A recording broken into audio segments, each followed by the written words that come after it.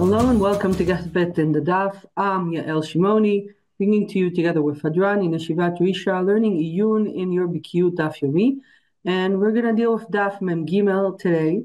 And Daf Mem Gimel is a daf that I love very much. I've taught it many times. The reason I like to teach this daf is because of the main theme of what we're going to learn today, collective punishment.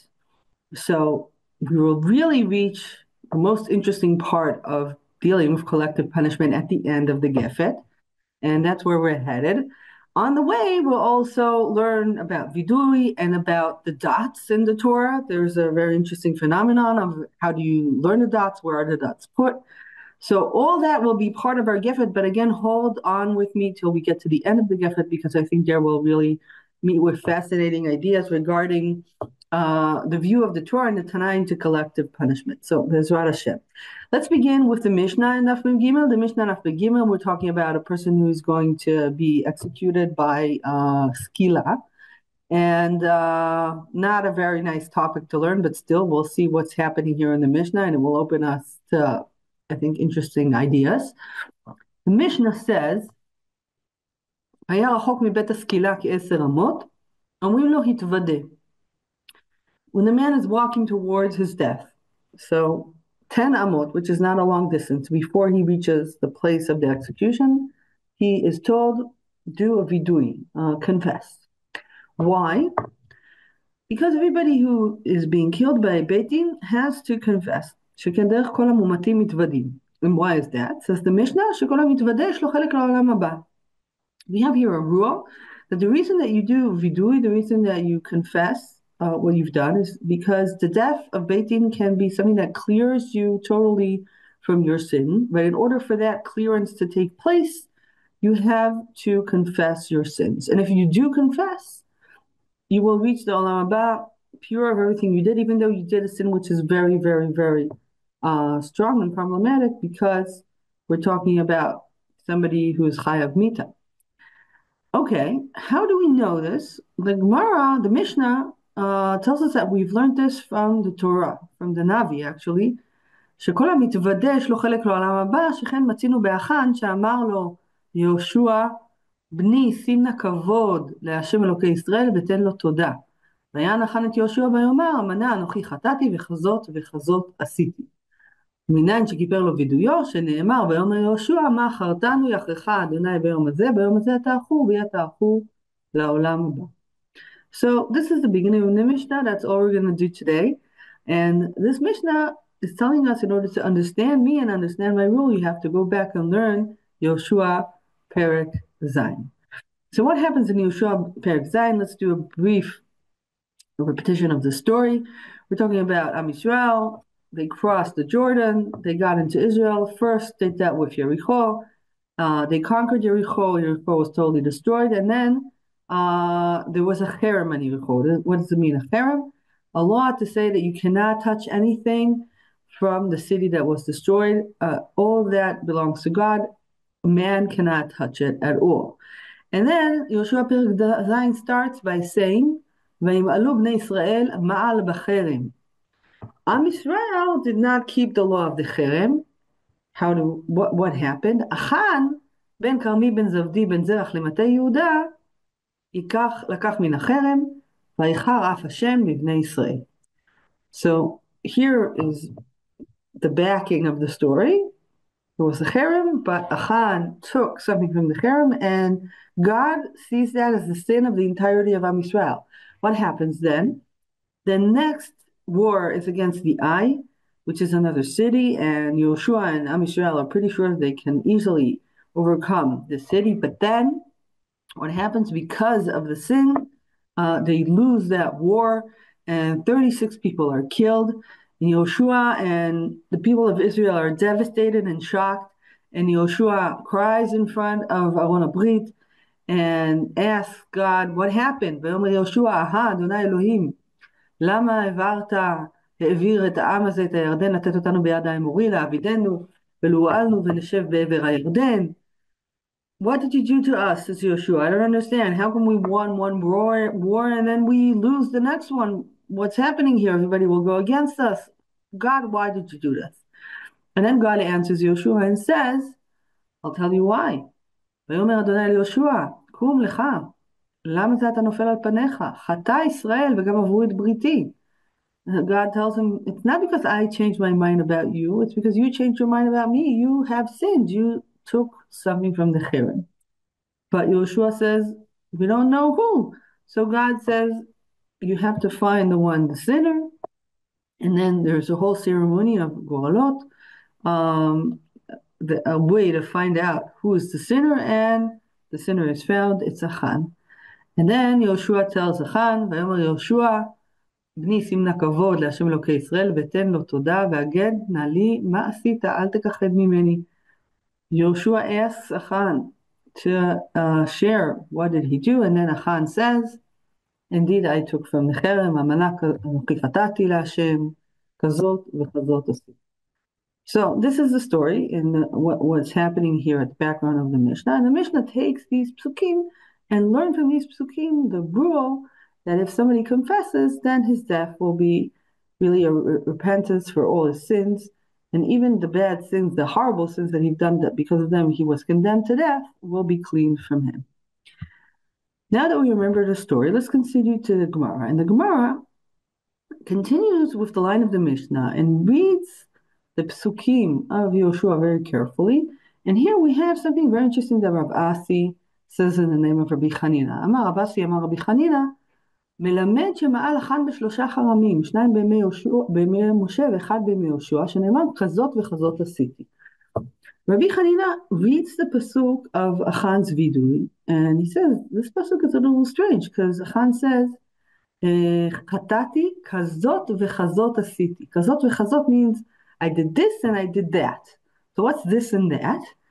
Rabbi Chanina says that we learned that Achan, this is not the first time he sinned this sin. Actually, it's the third time. And he did two similar sins at the time of Moshe, not at the time of Yoshua. And here Rashi helps us understand what are we talking about. Rashi says, שניים בימי משה, אותה של כנעני מלך ערד, דכתיב וידר ישראל נדר, והחרמתי את עריהם, אסרו עליהם בהנאה, וכיוצא בזו עשה בעיירות אחרות, ולא נתפרסמו. Rashi says we have one story that we hear that Israel actually does a neder of cherem. That's in Bamidbar Kaf Aleph with Melech Arad. And actually it was something that they've done many times. It's not the first time that a cherem was being held. So after Rav Asi, in the name of Rabbi Chanina, said this, that actually this was a reoccurring sin of Achan, that actually he was a person who has been stealing a lot during his life. This is not the first time, it's the third time. Rabbi Yochanan says in the name of Rabbi Elazar, it's not the third time, it's the fifth time. חמישה. רבי יוחנן אומר בשם רבי אלעזר ברבי שמעון חמישה, ארבעה בימי משה ואחד בימי יהושע, שנאמר אנוכי חטאתי וחזות וחזות עשיתי. So we see that Rabbi Eliezer by Rabbi Shimon goes like Rav Asi and adds two more charamot that Achan actually took. So after saying this and learning this pasuk in Yoshua, there is a question, which is an obvious question that has to be asked, and the Gemara asks it immediately. The Gemara says, until now, how come Achan only got punished for this one sin? If he had a history of sins before, when Moshe Rabbeinu was the leader, why not punish him then? Why wait and have him reoccur with his sins and only punish him after Yoshua became the leader? And says Rabbi Yochanan in the name of Rabbi Elazar Rabbi Shimon, an answer, לפי שלא ענש על הנסתרות עד שעברו ישראל את הירדן. So what does Rabbi Yochanan mean by this? Let's see what Rashi explains. לפי שלא ענש, המקום את צדיקים שבישראל על הנסתרות שביד עוברי עבירה, אלא על העבירות הידועות. So Rashi says, we are talking about collective punishment. How do we know that? Because what Rabbi Yochanan says is that God gave a punishment in the eye for people who were actually not sinners. They were tzaddikim. The 36 people who died in this war were real righteous people. And God never did this before. Only after Am Yisrael crossed the Jordan River, then God changed his policy and started to punish tzaddikim for the sins of the Risha'im.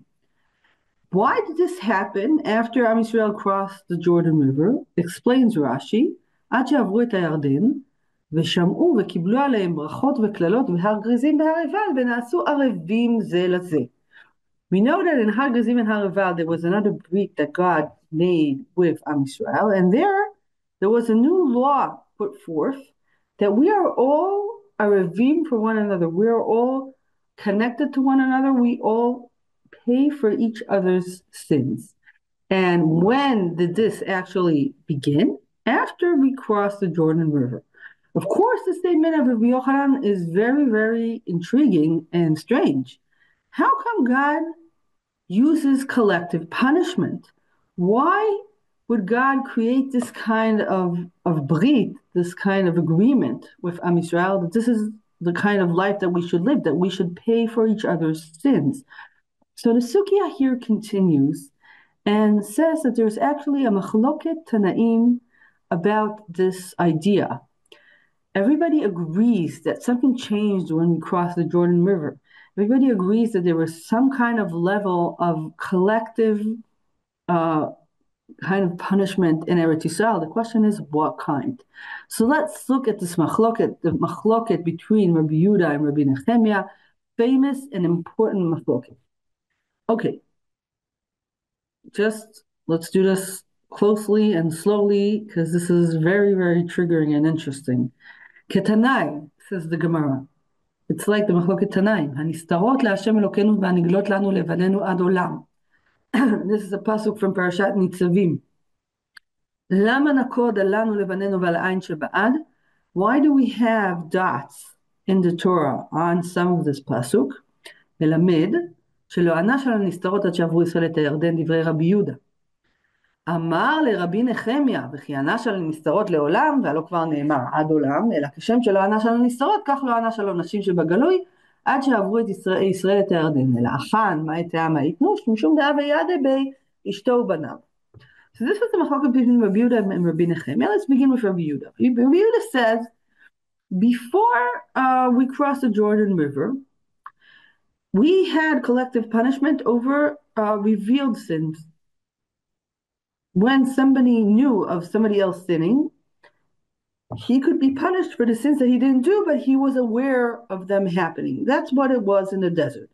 After we crossed the Jordan River, the tzaddikim also paid for sins that they didn't even know occurred.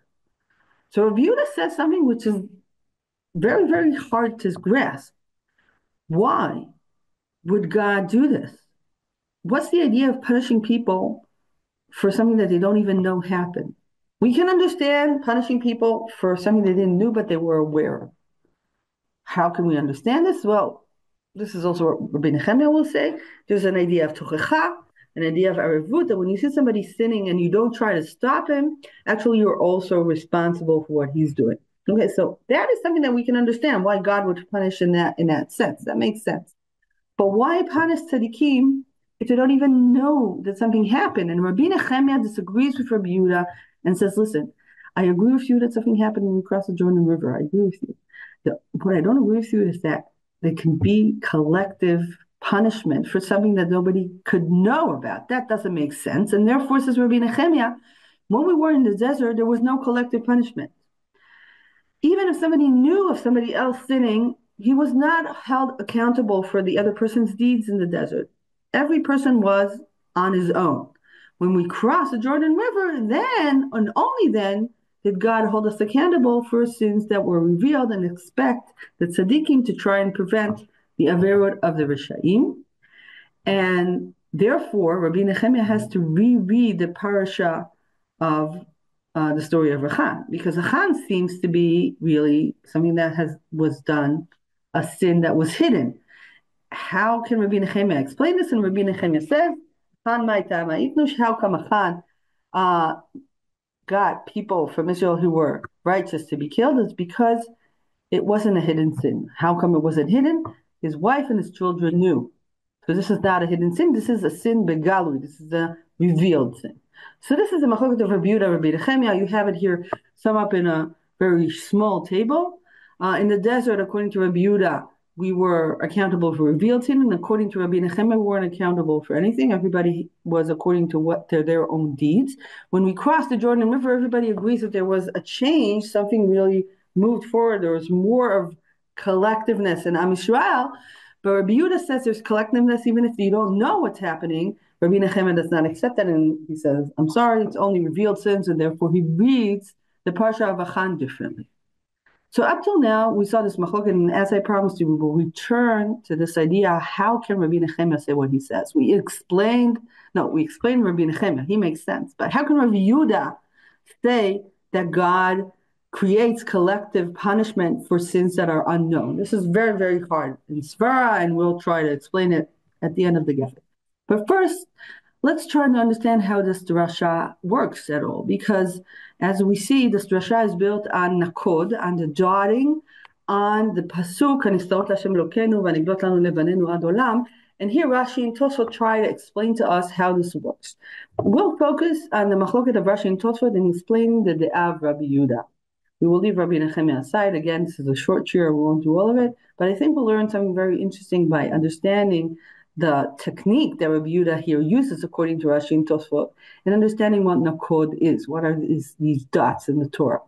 Okay, so what are these dots in the Torah? Many of you might have heard of other dots in the Torah. Actually, in Masechet Avot Rabbinatam, they list 10 places that the Torah is dotted. Anybody who wants can read through and see what this late Braita says. One of these nakod is very, very famous. There are dots on the word Vahishakehu in the story of Esav meeting Yaakov when he comes back from the house of Lavan. Esav meets Yaakov and they hug, and then the Torah says that they kiss. And if you look at the Sefer Torah, you'll see there are dots on top of that word. This dotting, what does it mean? So according to Chazal, any place that in the Torah there are dots, this is something that was given in Torah Shebe'al Peh to the Chachamim of the Mesorah, and these dots tell you that you have to be doresh, that you have to understand that there's something actually written, hidden in this pasuk. And on these dots, there's a machloket Tannaim in Bereshit Rabbah. One of the Tannaim, Rabbi Shimon ben Elazar, says that the reason that the word Vaishakeu, that Esav kissed Yaakov, is dotted is because we might think that this was not a real kiss, so the dots are there to tell us it was a real kiss. Actually, there was love between them at this moment of meeting. But the more famous known Savara here is of Rabbi Yanai. Rabbi Yanai says, I disagree with you. It doesn't make sense that that's what the dotting is there to say. What is the dotting there to say? Actually, that it was not a kiss. It was a neshicha. He tried to bite him. He didn't try to kiss him. And then there was a nes, and Yaakov turned into a rock, and therefore Esav's teeth did not harm him. And that's what's hidden in the dotting of Vaishakeu. So this is an example here of how the dots work. But if we'll look at our drasha, we are talking about dotting, which is much bigger. Okay, here I have a picture of Keter Arav Tzova. I have this picture because of a dear friend of mine, Rabbanit Dr. Shira Schmidman, who I heard her give a shiur on this sugya, and she's a chokeret, and she has all this cool material. So she had this picture of Keter Arav Tzova. Here you can see the dotting. You see the pasuk, hanistarot Hashem Elokeinu, v'aniglot lanu levanenu ad olam. So you see 11 dots on 11 letters, 2 words, lanu levanenu, and then one word that has 2 words, 2 syllables in it, ad, and only the ayin has a dot. So here, not only do we have a lot of dots on 2 words, we also have one word which actually is broken into 2, one syllable being dotted and the other not. And we have to do 2 things. One, to understand why the dots are on the words lanu levanenu, but then there's a more serious question. In addition, why is the strange dotting of dotting only half a word? Why dot the letter ayin? So Rashi and Tosafot deal with this question. Let's begin with Rashi. Rashi says this. What is the meaning of the dots? הנסתרות להשם אלוקינו, משמע עליו לבקש עלבון העבירה ולהיפרע מן העוברים, ונעננו עונש בדבר, והנגלות לנו, כל הר תבואי בצוואר כולנו, ואי אליו נקודה הווה אמינא כך היא המידה לעולם, באת הנקודה לדרוש דין מידה זו נוהגת לפותנו מהנסתרות עד שיעברו את הירדן.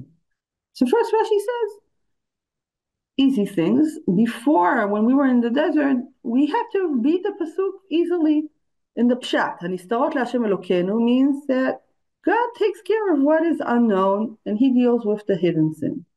We deal with the known sins, right? We're talking about the Shita of Rabbi Yehuda, who thought that when we crossed the desert, we suddenly became responsible also for the hidden sin. How do we learn this from the dots? Says Rashi, the dots are here to tell us this is only before we cross the Jordan River. And after we cross the Jordan River, we should be reading another reading in the pasuk. What's the second reading? Explains Rashi, והיה לו לנקוד הנקודה הזאת להשם אלוקינו, ללמד שלא עד עולם אין להשם אלוקינו, אבל לאו אורח ערה לנקד את השם. Says Rashi, really, where were the dots supposed to be placed? They were supposed to be placed on a different area in the pasuk. These dots were supposed to be placed on the words LeHashem Elokeinu. Why? Because if the dots were there, the dots are there to erase the name of God. Erase it. You're not allowed to erase the name of God, but supposedly to erase it. And this erasing would create a new pasuk. Hanistarot lanu ulevanenu ad olam. Okay, so again, according to Rashi, the pshat is Hanistarot leHashem Elokeinu. Comes the dotting and says, after you read this pasuk, read another pasuk. Hanistarot leHashem Elokeinu. That's true. But when we cross the Jordan River, Hanistarot lanu levanenu ad olam. Erase the name of God, take it out of the pasuk, and read a new pasuk. But Rashi says, lav orach ara. It's past niche. You can't erase the name of God. You can't even put dots over the name of God because it looks as if you want to erase it, and we don't want that. So that's why we did something else. Instead of putting the dots there, we moved the dots to lanu levanenu. Continues Rashi and says, ונקול lanu levanenu, לומר שאין כאן מקומו ממש, אלא למעלה מן הנגלות, נע מלדרוש כך, הנסתרות להשם אלוקינו, ולנו לבנינו, שאף אנו נענשים. ומי הוא וכתיב להכי, אבל מה שנרדף קודם שעברו את הירדן נעמי, להך הפלגינו ונקוד, נאמר דלכנו נדרש, ונאמר לך דהדהשת בסוף 40 שנה, אמר להם מקרא זה בערבות מואב, לא היו נסתרות אלא להשם אלוקינו, אבל מכאן ואילך הם אף לנו לבנינו. ונקודה דעין שבעד לחלק בעתה, שלא תימא מעולם ועד עולם, אלא מעתה מתחילה מידה זאת תנהג עד עולם. Okay, so the rest of Rashi is a little harder to understand, so let's try to break it up. According to Rashi, in the wilderness, in the desert, we were only responsible to things that we know. And therefore the pasuk reads, the nistarot are for God, and the niglot are ours and for our children. But in Eretz Yisrael, the nistarot become both God's and ours. How do we do that? So again, as we read originally, we wanted to cross out the name of God. We don't want to do that. So what do? We dot the words lanu levanenu, us and our children, and the dotting means these two words can move in the pasuk and they move backwards. How do they move backwards? Let's see. Before crossing the Jordan River, these two words are at the end of the pasuk. Hanistarot LaHashem Elokeinu v'nigdot lanu levanenu. So therefore it reads, God is responsible to what's hidden and we're responsible to what's known. After crossing, we move these two words backwards and we place them after the two words LaHashem Elokeinu, and the new pasuk reads as follows, Hanistarot LaHashem Elokeinu v'lanu levanenu. After we cross the Jordan River, these two words moved backwards. And that's what the dotting means. Take these words and move them backwards. Still, we don't understand. According to Rashi, why dot the ayin? We understand why dot lanu lebanenu. We moved it forward. But the dotting of the ayin, what will an ayin do stuck in the middle of a pasuk? So Rashi explains, why did we dot the ayin? The ayin is there to tell us that this changes when we cross the Jordan River. Tosafot thought that this explanation of the ayin is really not convincing. He didn't like it at all. And he asks on Rashi, Ricochet. And we don't understand. Even without the ayin, I could understand that these are two psukim. That's the whole concept of Nakod, says Tosafot, that we understand there's a pshat and there's a drash, and we have to read both of them, and we have to find a way of how to break these two and make them both true. The ayin doesn't give us anything. So Tosafot says, I'll give you a different explanation. Actually, a better explanation than Rashi gave himself. I'm continuing Rashi's line, but explaining him in a better way. ויש לומר, לפי שיטתו, דאין שבעד נקוד כדי לנקד י"א אותיות כנגד י"א אותיות שבשם. להשמועינן שהנקודה ראויה להיות על השם, למעט משום שגם אתה נסתרות לנו לבנינו, אלא שאין דרך לנקד את השם. So what does Tosafot say? Tosafot says, Rashi was right. He was right all the way. Actually, the dots are really supposed to be on the name of God.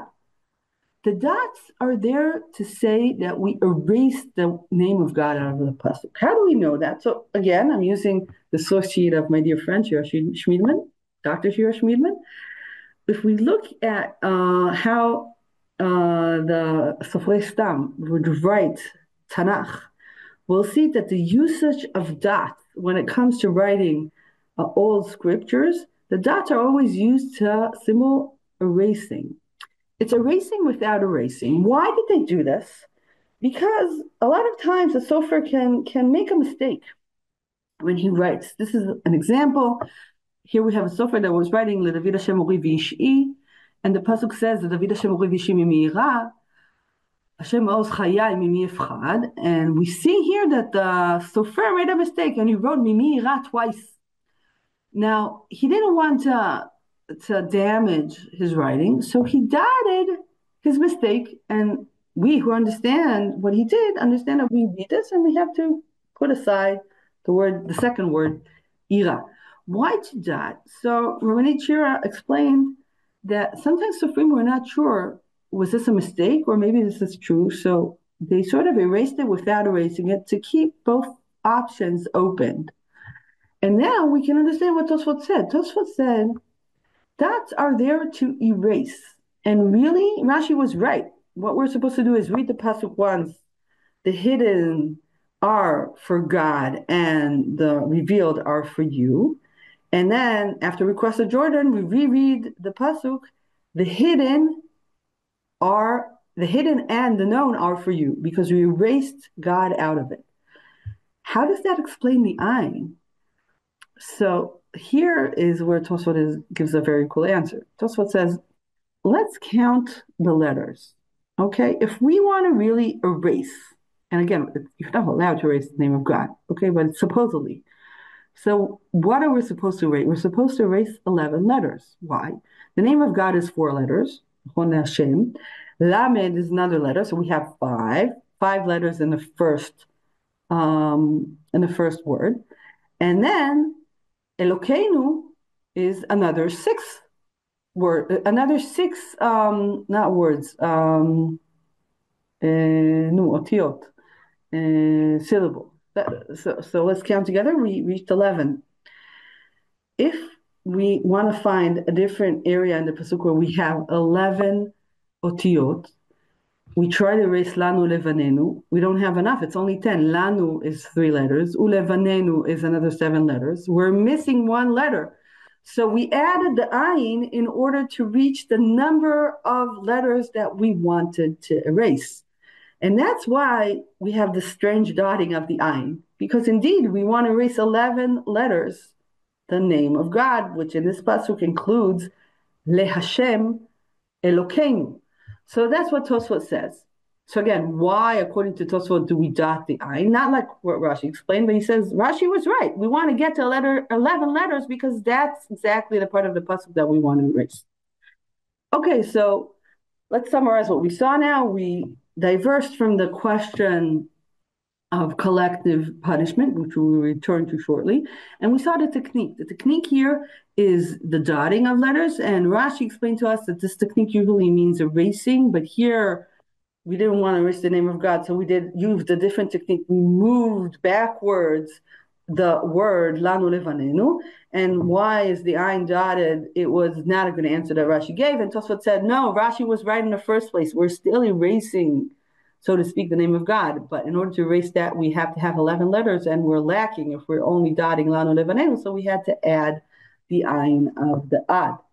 And we also learned that this is what the scribes used to do. We're using the dots. Really, the usage of dots originally was in order to erase, supposedly, something in the text. So this was about the technique, Rashi and Tosafot. Let's go back to our question on Rav Yehuda after we understood how he read the pasuk. How can Rav Yehuda even say this? What's Rav Yehuda's savara? Rav Nehemiah is right. It doesn't make any sense that God will punish tzaddikim for sins that they didn't even know existed. How to answer this? So I learned this sugya many years ago with Rav Aaron Lichtenstein, Zichrono Livracha, and he showed me the Maharal, and he said that he thinks that the Maharal is relevant to this sugya in the explanation of the Shita of Rabbi Yehuda. Maharal says, when we learn that Kol Yisrael Arevim Zebazed, Am Yisrael are connected to one another, what does it mean? Maharal says it means that we're like a body, and in my body, if chas v'chalila, even in a hidden place, I have a disease, it will affect other places in my body. Even if I don't know about it, it still affects me. And therefore, says the Maharal, the idea of Rabbi Yehuda really means that Am Yisrael is one body. The connection of our people is one body, and therefore, even when we don't understand and we don't know something is happening, if something bad is happening, it affects also the good people. And that's the story of what happens when we cross the Jordan River. When we crossed the Jordan River, we became a soul in a body, the body of Eretz Yisrael, and it connected us together. And that's why Rav Yehuda says that if somebody sins, even if you don't know about it, it will affect you. This idea that when we crossed the Jordan River, we became one body is debated in the Talmud Yerushalmi on the Sugya and Masechet Sota that Rashi told us to connect to. Let's look at what the Yerushalmi says. The Yerushalmi at first really talks in the same wording of Rabbi Yehuda. Here, Reish Lakish is saying Rabbi Yehuda's view. Amar Rabbi Shimon ben Lakish, בירדן קיבלו עליהם את הנסתרות. אמר להם יהושע, אם אין אתם מקבלים לכם את הנסתרות, המים באים ושוטפים אתכם. אמר רבי סימון בר זבדא ויאות, תדע לך שהוא כן, שהרי החאן חטא ורובה של סנהדרין נפלה בעי.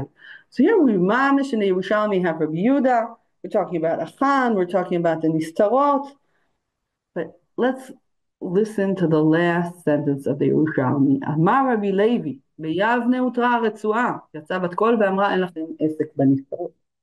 Rabbi Levi says it's true. When we crossed the Jordan River, we became responsible even to things that we don't know, like Rabbi Yehuda. But this doesn't continue forever.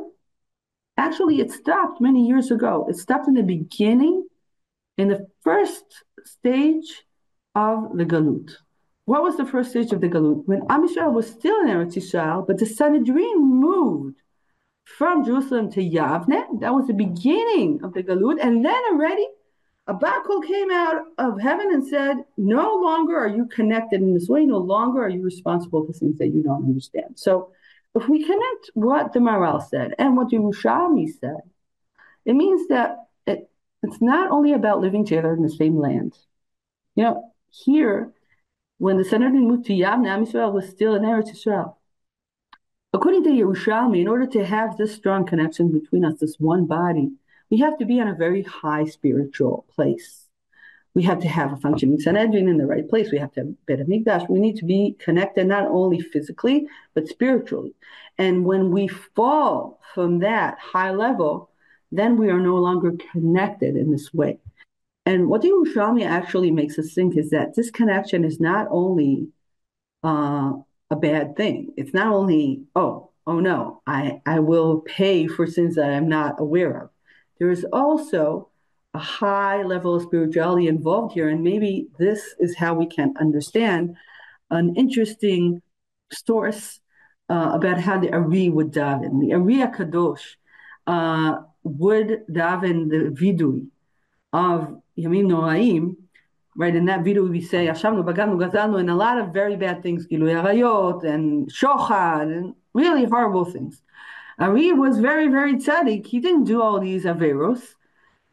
Is he supposed to say vidui over things that he hasn't done? And here we have a source saying yes, that the Ari did that vidui and was confessing over sins that he didn't do. Why?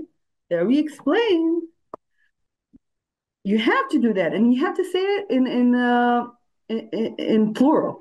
כן, אשמנו, בגדנו, גזלנו, גילוי עריות, מועי, והטעם, כי כל ישראל גוף אחד, וכל אחד מישראל הוא איבר אחד פרטי, כי זה סוד הערבות של הנשמות.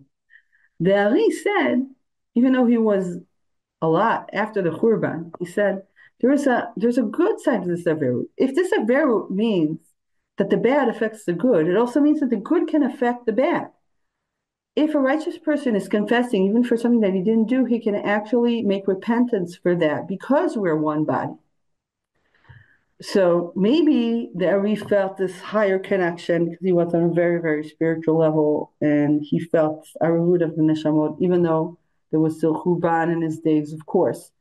But what the Ari helps us understand, what the Yerushalmi is telling us, that there are two sides to this coin. It's not only paying for sins, it's also being able to do good for people who are in a bad place in Am Yisrael because we're connected in such a way.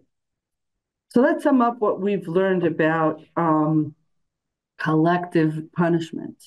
So we started by wondering, how can Rabbi Yehuda say that collective punishment, that the right kind of collective punishment that happens after we came to Eretz Yisrael, is paying for sins that we weren't even aware of? So we brought the Maharal to explain that what we're talking about here is not really being responsible in the sense that it's our fault. It's not our fault, but it is our problem. Why is it our problem? Because we're one body, says the Maharal. Then we saw the Yerushalmi that said that is true only when we are on a very high spiritual level, and therefore we continue to the Ari to see that there's also a positive side to this. When something is not your fault, but it is your problem, maybe you can fix things that you didn't even do. And that's the idea of the vidui that we do in Yamim Noraim. And I would like to finish in a thought of saying that I don't know now if this Aravut really exists, because I don't know if we're on a spiritual level that we're connected as one. And also maybe Rabbi Yehuda is wrong, maybe Nehemiah is right. But I do want to offer this thought that maybe we should aspire to see ourselves as one body. And that aspiration might indeed indicate the true beginning of Gula Shlema, because if we are willing to be responsible for other people's sins, not because it's our fault, but because it's our problem, that might be the beginning of real tikkun in Am Yisrael. So these are the thoughts I'd like to share with you at the end of this sugya, and I really find it very fascinating, this whole concept and idea of collective punishment. There's a lot more to talk about. We really only touched upon major points in the sugya. So I hope you enjoyed learning this today and continue enjoying this wonderful Masechta Sanhedrin. Bezrat Hashem, we'll meet again soon. Take care.